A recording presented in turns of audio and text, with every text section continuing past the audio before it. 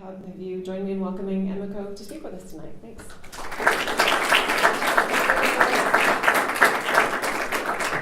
Thank you, Ellen, and thank you all for coming out, because it is so beautiful out. I live in D.C. right now, and it is freezing, and we're like, oh, just want to lay out in the sun here. And I should say this is my first, but not my last visit to Knoxville, and I'll talk a little bit more about that in a second. But before I met Ellen yesterday, we've actually had the chance to talk on the phone a lot because of the Knoxville TPO's interest in complete streets, and we'll be coming back. Knoxville and Nashville and Chattanooga were one of the winners of really a pilot program, an innovative pilot program to do more complete streets implementation, and 63 jurisdictions applied, including Hawaii, Florida, like Miami Beach, and we had to say no to Kauai and Miami because Tennessee's application was so good. So I'll be back to do that work, really doing complete streets implementation. But thank you again so much, and I have really enjoyed my last day and a half here, and I'm sad to leave, but now I know exactly where I want to come back, and picked restaurants. I ran on your Greenway, and I think you have so much going on here and so much potential to do more. I'm going to talk today about really what is smart growth. You have a lot of smart growth already going on, but I know there's interest in bringing it to the neighborhoods, getting better pedestrian, bicycle connections, better connections for people living with disabilities. We say people who are 8 and people who are 80. So going over some of the ways to make that happen, and some of I know that a lot of this is being driven by economic interests. So I'm going to share some examples that we've done at Smart Growth America of ways that this is actually benefiting the economies of the Southeast. So not just the New Yorks or the Chicagos or the Seattles, but places just like Knoxville. I have a clicker, but I can't step away. So before I do that, I just want to kind of put myself in the context of all the work that we do at Smart Growth. So I said, I run a program out of Smart Growth America. We're based out of Washington, D.C., but I actually spend most of my time in places like Knoxville talking about doing technical assistance, helping create places that are really, our tagline is how to improve lives by improving communities. So we do a lot of place-based work. We run other programs as well. We run Transportation for America, which works on federal and state transportation policy. We run an organization called the Local Leaders, which it's a cohort of leaders who have access to resources and peer learning and an annual conference about smart growth, and your mayor is actually one of our local leaders and was just in D.C. a couple weeks ago speaking at that conference. And then we have Locus, which is our responsible real estate developers, so developers from all around the country who get really the bottom line of doing smart growth development. What else do we have? So many programs. We have, and the Governor's Institute, which on community design, which is actually, we are really lucky that a former governor, the governor of Maryland, is out of our office, and he's also, we consider him like the grandfather of smart growth. His name is Paris Glendenning, and he runs a program that helps governors and their staff do better smart growth. And I actually get to come back to Tennessee, but hopefully it will benefit Knoxville this summer, to do work with the Tennessee Department of Transportation on complete streets and what we call practical design. So we're doing a lot of work here in Tennessee through this. We also actually share staff person, Transportation for America, with the Nashville Metropolitan Planning Organization. So we have a large hold in Tennessee, but I'm excited that hopefully we'll be doing a lot more work in this area, because I like this area. I was like, this is like Chattanooga, but I like it just a little bit more, so I can tell them. So I'm going to talk about smart growth first and what it is. And what I like most about smart growth is that it's local. It's a local approach to building communities where you have access to jobs, you have access to your place of worship, to your social networks, to your health appointments, through really a certain way of doing design and building, and really how you plan for growth for today and for tomorrow. It's about really this neighborhood where you're building. I think the key word here is about choice. you're building transportation and housing choices near all these things. This picture up here is actually from Normal, Illinois, which is outside of Bloomington. They're both about an hour like southwest of Chicago, but they actually they were this bedroom community for the University of Illinois Bloomington, and they were really interested in like how, as they grew, how could they grow in a really smart way, and so they built this plaza area with the city hall, which is there, and you can see they have a farmer's market similar to yours, and so it is something that's really has working all across the country in new development and protecting and conserving old development.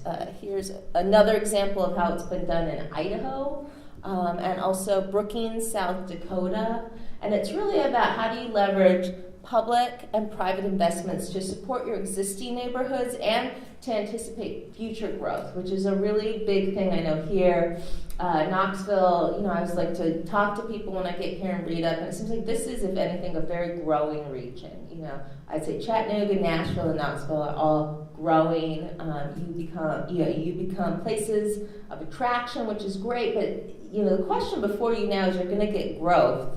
What are you going to do about it, and how are you going to grow? Because you're going to make some big choices, like through your zoning, and through your land use, and through your transportation, that's going to have long-term impacts. What's interesting about changes to what we call the built environment is the decisions you make today are really going to affect what you see on the street tomorrow, but they're going to affect what you see on the street for 50 years. I am from probably a place as opposite as you can get, and yet very similar to Knoxville, which is Seattle, Washington. It's very different because it's Seattle, and we always say we're a bubble, but it's got the same kind of commitment to livability that you have, a real love of outdoors. I've seen like so many people running and biking, an appreciation of like the farm to table and small businesses.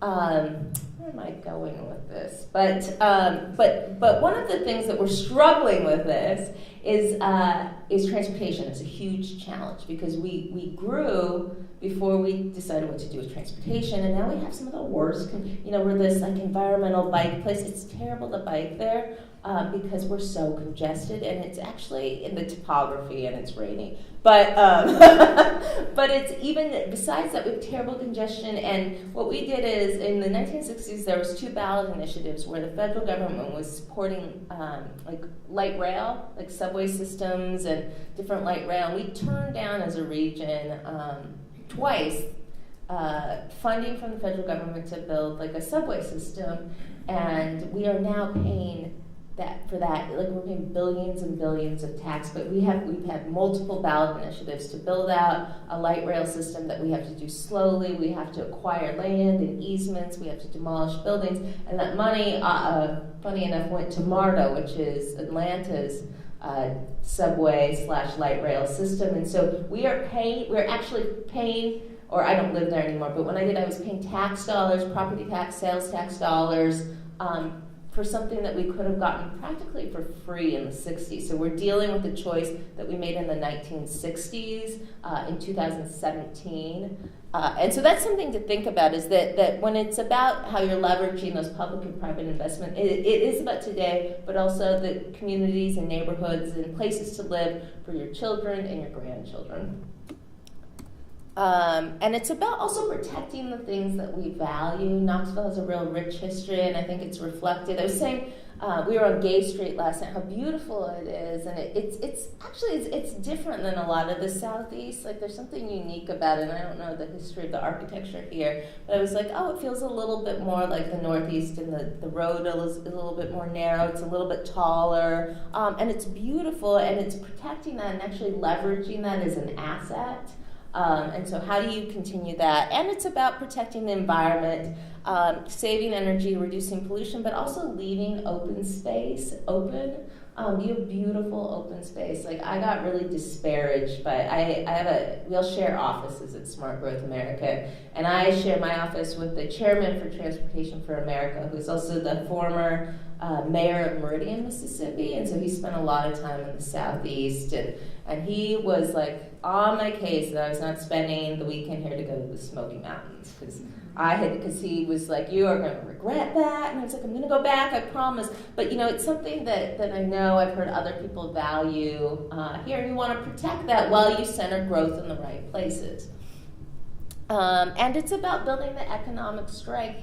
This is, and I'm going to move into this in a second, but people and businesses are looking to relocate to kind of compact, walkable places. That's where all generations are wanting to move. And so, how do you actually leverage public investment right now to bring in more people, bring in more tax dollars, but also bring in more private investment? And so why is this happening? So what's happening here is actually a reflection of what's happening. The larger scale is that we have two really big populations. I don't, unfortunately, get to be in either one of them. So we have the Millennials and we have the baby boomers. And they are the largest populations right now. And they actually share a lot of preferences, which is really, and then the Gen Xers in the middle, I'm not sure what we share. I like to think that we share the best of both. But really what they're looking for is that, millennials, which is that, the tech group, and they're looking to live in away from the places that many of them grew up with, like the traditional suburb, the cul-de-sac, that maybe doesn't have a sidewalk, and they want to live in a city or a suburb. So I say like traditional suburbs, so they're not opposed to suburbs, so they want to live in a suburb or a city with a mix of housing, shops, and businesses. So I live in the DC area now, and I have friends that have families, and they're moving to the suburbs, but they're picking the ones that have walkable downtowns and metro stations, and they're living within 15-minute walks of those, but they're also living in kind of the traditional more suburban household where they have more space, they have a backyard, which you're not probably going to get in the city of Washington, D.C. unless you are like a lobbyist or make $1 million a year. And then the other 40% actually want to live in rural areas and small towns. Many of them are interested in returning to places they lived. They like that authentic character, the community that's really gets lost in the city. And only 12% really prefer that traditional suburban development that I think many of us are familiar with in post-World War II, 1960s, 70s development. And what's really interesting, the boomers are looking for the same thing. They're looking to downsize, and they're looking to really age in place. One of the things I didn't mention is that the National Complete Streets Steering Committee, which is like a board of directors, we used to be our own organization, and we have always been led by the steering committee from day one since 2004. They all came together, and one of the initiating organization that's financially and I think policy-wise supported Complete Streets has been AARP. They continue to be one of our biggest advocates. They serve on the leadership team for the steering committee because their members are asking for this. They absolutely take direction from their membership, and they're wanting, their membership is asking for walkable kind of places where they are reduced from isolation, that they can continue to be independent. I think about my own mom. So I grew up in Seattle. I said, we're known for biking. Well, I grew up in one of the lower income neighborhoods of Seattle, and we actually don't have sidewalks on our street. And she's in her late 60s, and she has glaucoma, and she has a rare form where she's going to lose her vision. And we've had some really tough choices because she has to think about what she's going to do. Like, she lives in the house that I grew up in. She has spent, not only, I don't know how much money, but hours, decades of labor in the garden. And it's a beautiful garden. And yet she doesn't want to be isolated when she can't drive anymore. And unfortunately, I don't live there. My sister is a millennial, never got her license. So she's thinking, what am I going to do? Do I have to downsize and move closer to transit, closer to safe transit, because we don't have street lighting and we don't have sidewalks on our street, where I want to age in place? She's like, I want a safe access to a bus stop so I can stay in my home, the home you grew up in, and this home that I love. But right now we don't have the transportation or the actual physical infrastructure for me to live here safely. So that's another issue that's coming up, and we actually both and the boomer population will just continue to grow and grow and grow, or I'd say people age 65 and plus. And that really, in general, this survey comes from the National Association of Realtors. They're another strong member of my steering committee. And that's, again, based on their members and based on, what they're seeing from the market. And they do this national survey every year where they look at consumer preferences. And what they're seeing is that 77%, so 3/4 of Americans, want a pedestrian-friendly features, and that 88% place more value on the quality of the neighborhood than the size of their home. And I can say that for sure. Like, when I moved to DC, I did decide whether I was going to bring my car or sell it. And I was like out there checking things out. I'm from the West Coast, and we're like calm and relaxed. And I was like, oh my gosh, if I drive here, I'm gonna like die of, a heart attack before I'm 45. Because it's so like there's honking, and so I gave it up. And what I wanted to do was live somewhere that I could walk everywhere, that I could walk to Target, I could walk to the farmer's market, I could walk to work. And so I made a choice where I probably live in the smallest place I've ever lived, although I love it. In exchange for living, being able to live independent of a car. Now that's not probably how I'm going to live forever, but I'm going to take that value with me. I'll probably own a car again, for sure. I like to get into the mountains. I don't, I miss that, but I'm going to take that value of being able to walk or bike within my community, no matter where I go. And that the other thing the trend that's happening is that people are moving to places before they get a job, which I think is fascinating. When I graduated almost 20 years ago from college, I went to school in a pretty small rural community. Like, I lived actually on next to a horse farm. If you get like how small, like a really small town. And I knew that when I graduated from college, I had to move to the city to get a job. Like, it was what you did. We all moved to the city because that's where work is. And what's interesting now is that millennials will move to a place, and it could be Knoxville, before they have a job, and that employers are willing to follow them.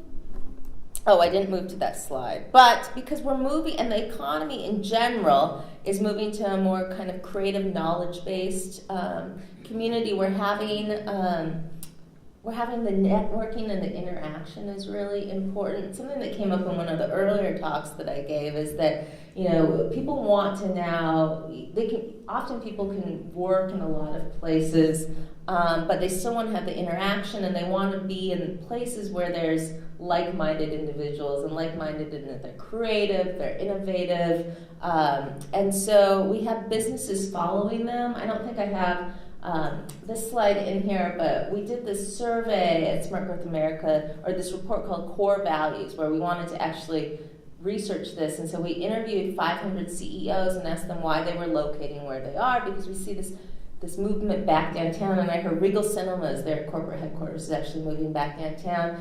And they said that they're willing to go places where people want to live. And I think that's where you see clusters like in the Bay Area, in Seattle for tech. But what's also interesting is that it's happening in other places like Conway, Arkansas. They really committed to building like this cool, walkable downtown that has a strong sense of place, and actually three major businesses located there, bringing with them jobs. And so it's like that sense of place that brings people there is also bringing jobs. And so that's one of the things that I don't talk about as much, or I have not talked about as much, is that really, in addition to creating walkable communities, it's also about creating a sense of place. And I think that gets into, preserving what you love, and that's reflected in the historic architecture and the street design, but also in the culture. I love how friendly everybody here has been. It's like, I love getting out of DC because I can smile at people on the street. People don't think I'm going crazy. But that was the other thing we've started to look at, is that sense of place is just as important too, is that people don't want to just, right now, if I wanted to move, I could probably move, there are so many places that I could move and probably find work. But I would pick a place with this that was affordable. So it actually wouldn't be Seattle again, because Seattle's not affordable. But I'd want somewhere that's walkable. I'd want somewhere where I have access to the outdoors. I'd want somewhere where I can, visit local businesses and walk and have a glass of wine and not have to worry about driving home. But I'd also want somewhere with a sense of place. And that's so important. And what we've discovered right now is that really cities, they want millennials. Like poor Heather, she just hears me talk about the millennials. But that really, these communities right now are in a really fierce competition for a sense of place. So that's not just bringing, you can build a compact, walkable development, but if it doesn't have the character that really makes Knoxville, you're still not, it's like the missing ingredient. And that's, I think, why we're seeing places I'll talk about Nashville, but one of the reasons Nashville has really thrived is they kind of really owned who they were. And people like that. I know people I went to college with, liberal hippie college in Washington State, that are now living in Nashville because they were so attracted by the culture and what kind of Nashville was selling. And they, I never thought I'd have all these friends in Nashville. It was, to me as a kid, it was that's where country music's from. But they really, they built up that sense of place there. We also talk about why it makes sense from a fiscal perspective. Low density suburban developments actually, they rarely pay for themselves. And if you think about that, it actually makes sense that if you have more space, more geographic space means that you're driving farther to pick up garbage, to deliver mail, to provide actual stormwater management. So if you think about plumbing and the pipes and the infrastructure, and in the operations and maintenance, and that the burden actually usually doesn't just fall on the government, but falls on all of you. We did a report a few years ago called Building Better Budgets, and we actually, what we discovered is we looked at different communities, and we looked at communities that had all kind of what we call 3 types of developments. So they had low density suburban, high density suburban, and then more in-city compact development. And we found that it cost 1/3 less upfront to build to build more compact mixed-use infrastructure, but it also saved an average of 10% ongoing in these deliveries of services. So when you think about, I know you get a bill for garbage, you get a bill for your fire, EMS, it was saving the entire community less money, and it was generating 10 times more tax revenue. And one of the case studies that we did was actually in Nashville, and we looked at, I don't know how many of you know Nashville, but we looked at 3 different communities, and we looked at, we didn't do an infrastructure cost, but we looked at general fund costs, and we looked at first a neighborhood called Bradford Hills. It's south of Nashville. It's a very traditional suburban, kind of more sprawl type development. We then looked at Lennox Village, which was a greenfield, so it was built on non-developed land that was south of, it's kind of in southern Nashville County, and it's divided, they really built it as a compact development. It was a planned community, so it brought those smart growth principles, but it's not located near the center. And then we looked at the Gulch, which was an infill development in their downtown, where they really purposely did built within a community, so there was some what we call brownfields.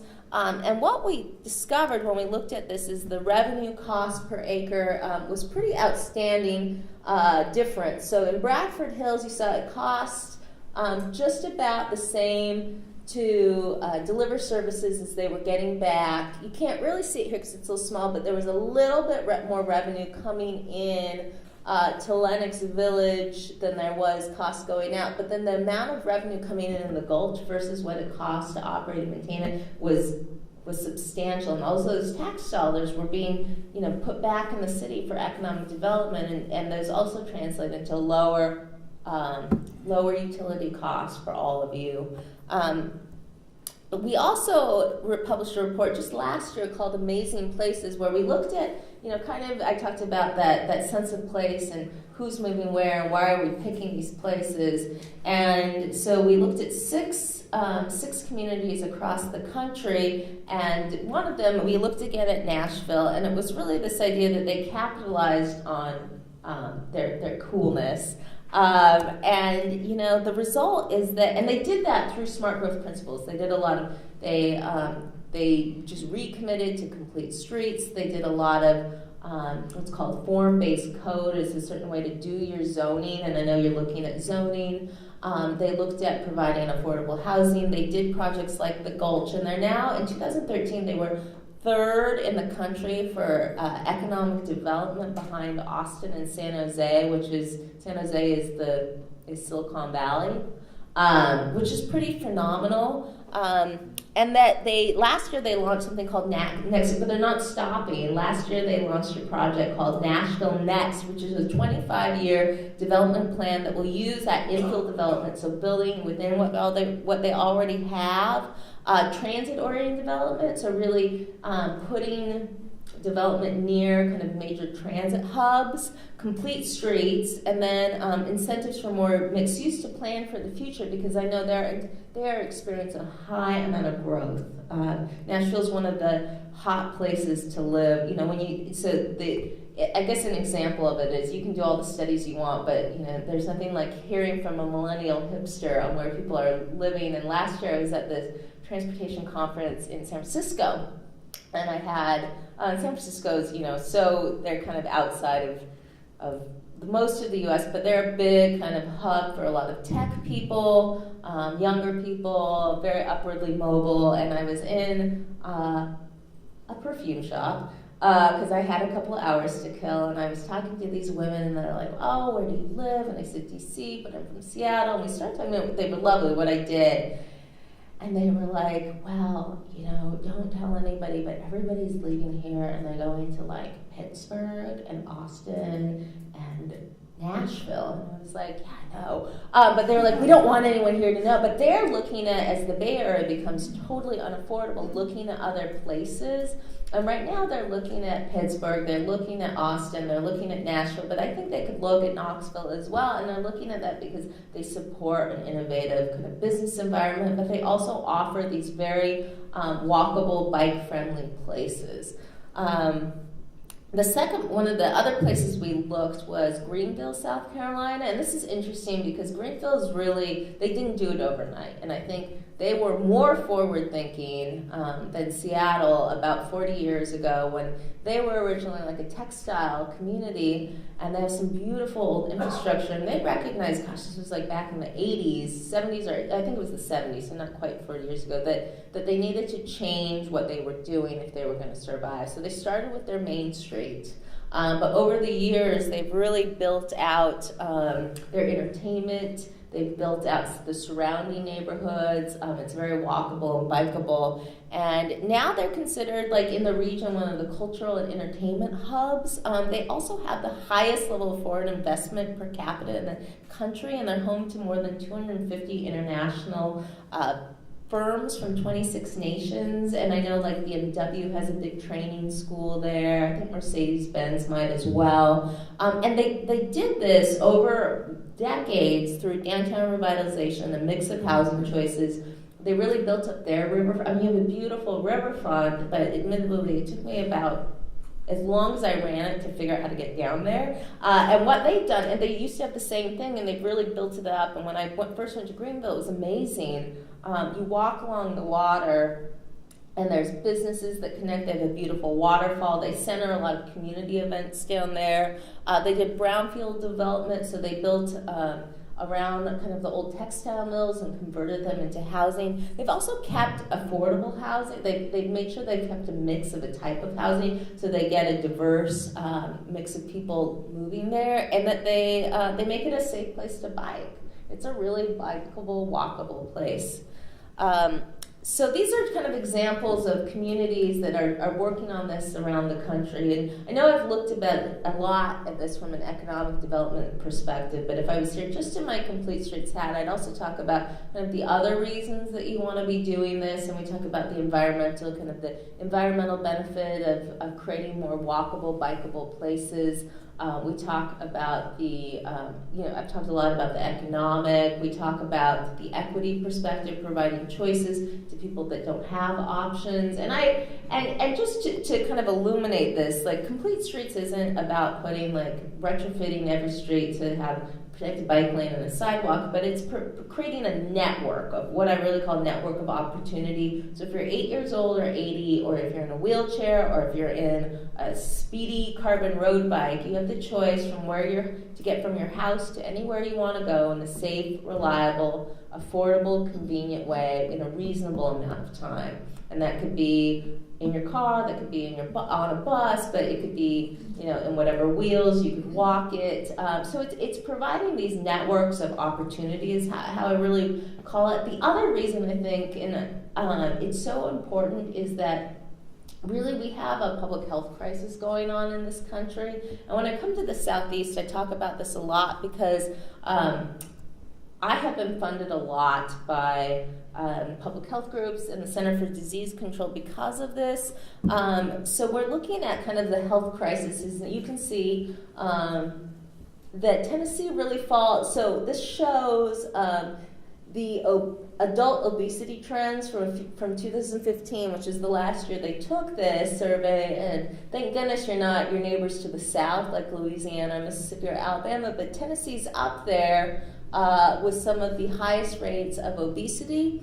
But what's interesting is when we overlaid this map with diabetes, heart disease, and then physical inactivity, so this is also, you can see that there's a big overlap. And some of the biggest concerns I know that we all have is in children, and that a third of the kids in the United States, but particularly in those states, are overweight or obese, and that's actually setting your kids up, setting our next generation up for physical failure as adults. I mean, children who are obese face higher rates of chronic disease, such as heart disease, diabetes, stroke. I mean, they are at 5 years old, we're determining some of their health outcomes. And so this is one of the other reasons we want to create. So it's not just because we want a stronger economy or a more fun place to live, but we want to set up our next generation.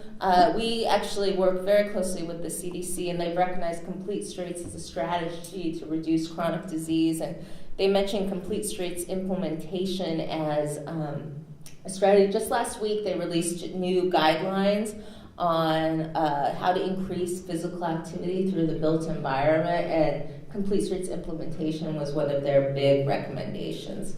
But overall, I think, to create these new economic changes, health changes, ways that we look at moving and creating communities for today and for tomorrow, whether that's economic or in the health of our children, we need to rethink the role of places. I found this picture. It was funny because I found this picture of the old Knoxville, Tennessee Chamber of Commerce, and this is really, the old communities and you can see a lot of cars, but there are also people walking, and I think that's a trolley, but you see people on the streets. And what I love about what's going on here in Knoxville is that you have that same spirit. I found last night the current Knoxville Chamber, which is also beautiful, and I got to experience it today. But I think you really are rethinking the role of place. We went to Market Square and sat out in beautiful live music. But the next question is, how can you continue that momentum? I think really, to continue to make Knoxville thrive. It's bringing that into the surrounding communities and then beyond and beyond, because you can have a great downtown, but if you don't have a safe, accessible, affordable way to access it, I think you're going to just, you could become just more of a tourist area than a great place for everybody to live. So these are just things to consider as you move forward, thinking about your zoning, but thinking about your overall vision for setting up Knoxville for today and tomorrow. So thank you.